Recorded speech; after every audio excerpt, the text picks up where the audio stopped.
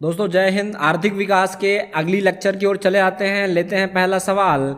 क्या बोल रहा है? वर्तमान मूल्यों पर प्रति व्यक्ति आय की वृद्धि दर स्थिर मूल्यों पर प्रति व्यक्ति आय की वृद्धि दर से अपेक्षाकृत अधिक है, क्योंकि स्थिर मूल्यों प्रति व्यक्ति आय वृद्धि दर में ध्यान रखा जाता है।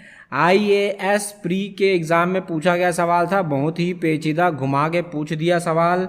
देखते हैं क्या होगा इसका आंसर। तो दोस्तों, वर्तमान मूल्यों पर प्रति व्यक्ति आय में से अगर इन्फ्लेशन मुद्रास्फीति को हम घटा देते हैं तो स्थिर मूल्यों पर प्रति व्यक्ति आय प्राप्त हो जाता है। तो मुद्रास्फीति को हमको भैया घटाना होगा। मुद्रास्फीति की दर जो है इसको हटाएंगे तब जा कर के प्रति व्यक्ति आय जो है वो हम निकाल पाएंगे, क्योंकि इन्फ्लेशन जो है वो लगातार बढ़ता जा रहा है। वो अफेक्ट करेगा, प्रभावित करेगा प्रति व्यक्ति आय को। तो इसमें ऑप्शन नंबर सी हमारा करेक्ट आंसर हो जाएगा। भारत का राष्ट्रीय आय का प्रथम मापन किया गया था, किस व्यक्ति के द्वारा किया गया था भैया? पीएससी प्री के एग्जाम में 2007 में पूछा गया सवाल है दोस्तों।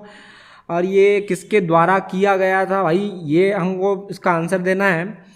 तो दादा भाई नौरोजी के द्वारा ये किया गया था दोस्तों। बात है सन 1867 और 68 की बात है। दादा भाई नौरोजी थे, इन्होंने राष्ट्रीय आय का आकलन करते हुए इस समय पर ये बताया कि लगभग प्रति व्यक्ति आय जो है लगभग 20 रुपये है, इन्होंने आकलन लगाया। तो करेक्ट आंसर है दोस्तों दादा भाई नौरोजी के द्वारा ये आकलन लगाया गया। बढ़ते हैं अगले सवाल की ओर। बीते हुए 90 के दशक में सकल राष्ट्रीय उत्पाद की अधिकतम वृद्धि दर किस वर्ष में थी? यार ये इतने सारे एग्जाम में पूछा गया सवाल है। तो लगभग सन 1990 से लेकर के बात है सन 2000 के दशक के दौरान वित्तीय वर्ष 96-97 में सकल राष्ट्रीय उत्पाद में वृद्धि की दर जो है लगभग 8% थी दोस्तों, जो इस दशक के किसी भी अन्य वित्तीय जो वर्ष थे उसमें राष्ट्रीय उत्पाद की दर की अपेक्षा अधिक है। तो हम बोल सकते हैं सन 2001 और 10 के दशक में राष्ट्रीय उत्पाद की सर्वाधिक वृद्धि दर जो है 6 और 7 में 9.6 थी। तो करेक्ट आंसर हमारा हो जाएगा 96 और 97। इसी समय बाकी वर्ष की तुलना में जो हमारा सकल राष्ट्रीय उत्पाद की दर जो है अधिकतम इस समय देखा गया। पिछले कई दशकों की बात हम कर रहे हैं दोस्तों। अगला सवाल लेते हैं। भारत की राष्ट्रीय आय का प्राकलन किया जाता है, ये पीसीएस के एग्ज़ाम में पूछा गया था दोस्तों, इतने बार एग्ज़ाम में पूछा गया है।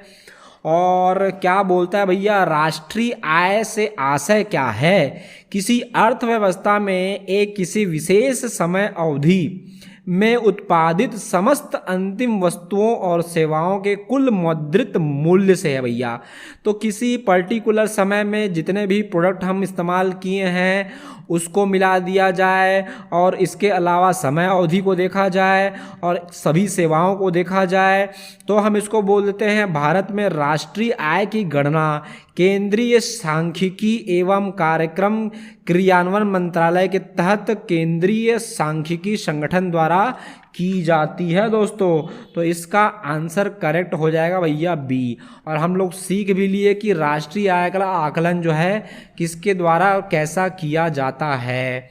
अगला सवाल लेते हैं दोस्तों। भारत में राष्ट्रीय आय की गणना निम्नलिखित में से किसके द्वारा की जाती है? अभी इसी तरह का मिलता जुलता सवाल हम लोग देखे हैं, तो इसका भी आंसर दोस्तों वही है। पीसीएस प्री में पूछा गया सवाल 2012 में केंद्रीय सांख्यिकी संगठन है जो सेंट्रल गवर्नमेंट के द्वारा चलाया जाता है। देखते हैं दोस्तों अगला सवाल जो बोलता है केंद्रीय सांख्यिकी संगठन से संबंधित सवाल फिर से आ गया। द्वारा फरवरी 1999 में जारी की गई थी कुछ बातें। नई जीडीपी श्रृंखला निम्नलिखित में से किस एक वर्ष की आधार कीमत संदर्भ में है? भैया ये हमको बताना है कि लगभग वर्ष की बात कर रहा है। तो इसका करेक्ट आंसर है दोस्तों ऑप्शन नंबर ए। क्यों है भैया ए? थोड़ा सा एक्सप्लेन करते हैं इसको हम।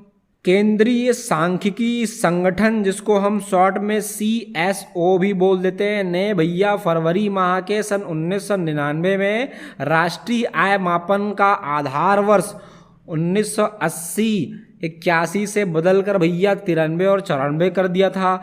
वर्तमान में ये राष्ट्रीय आय के मापन हेतु आधार जो लिया जाता है सन 2011 और 12 को लिया जाता है दोस्तों। तो इसके 1999 के लिए आधार हम ये वाला लिए थे दोस्तों। तो ये एक सामान्य ज्ञान का क्वेश्चन है, जीके का, हिस्ट्री का क्वेश्चन है दोस्तों।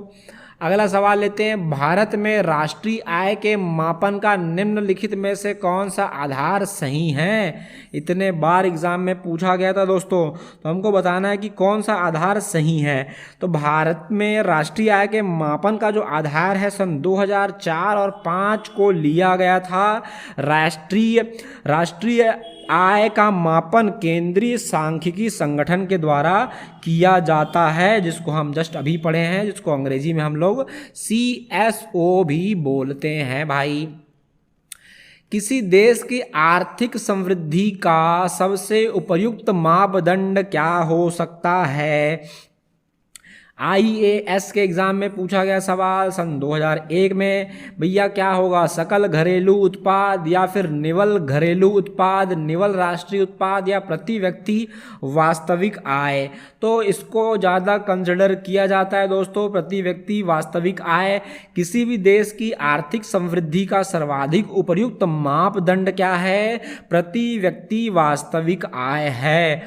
और इसको निकालने का फॉर्मूला क्या है दोस्तों? प्रति व्यक्ति वास्तविक आय बराबर अंश में ले लेंगे हम लोग निवल राष्ट्रीय आय NNI और हर में ले लेंगे देश की जनसंख्या पॉपुलेशन को ले लेंगे, और इसके आधार पर प्रति व्यक्ति वास्तविक आय निकाली जाती है दोस्तों। दशक सन 2000 से 2001 में भारत के सकल घरेलू बचत की उच्चतम दर प्राप्त हुई थी। PCS मेंस के एग्जाम में 2009 में पूछा गया सवाल था।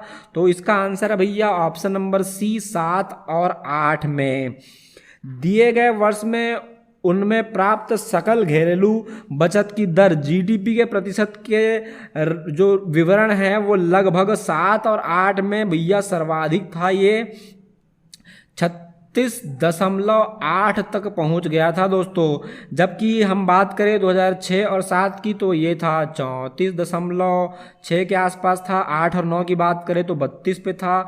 9 और 10 की बात करें तो 33 पे था। तो सन 2007 और 8 के बीच में ये 36.8 पर पहुंच गया था दोस्तों।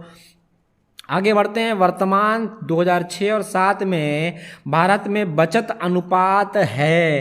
तो भैया बचत अनुपात क्या है ये हम लोग देखते हैं। PCS एग्जाम प्री में पूछा गया सवाल, 2008 में पूछा गया सवाल है। इसका आंसर है GDP के 32% से ऊपर। यार ये क्या है? आर्थिक समीक्षा की गई थी सन 2007 और 8 में दोस्तों। इसके अनुसार ये बोलता है कि 2006 और 7 में जो सकल घरेलू बचत हुआ था GDP का 34.6%, जिसमें घरेलू क्षेत्र का जो अंश था वो लगभग 23% था दोस्तों। गैर सरकारी निगमन क्षेत्र का जो भाग था वो 7% था तथा सरकारी क्षेत्र का अंश 3% के आसपास था दोस्तों। तो बात है सन 2006 और 7 की। तो यहाँ पर GDP का जो प्रतिशत हम देख रहे हैं, बचत का जो अनुपात देख रहे हैं, ये ऑप्शन नंबर D हमारा करेक्ट आंसर है दोस्तों। वीडियो को पॉज कीजिए और नोट्स बनाते चलिए दोस्तों। आज इतना ही करते हैं, तब तक के लिए जय भारत।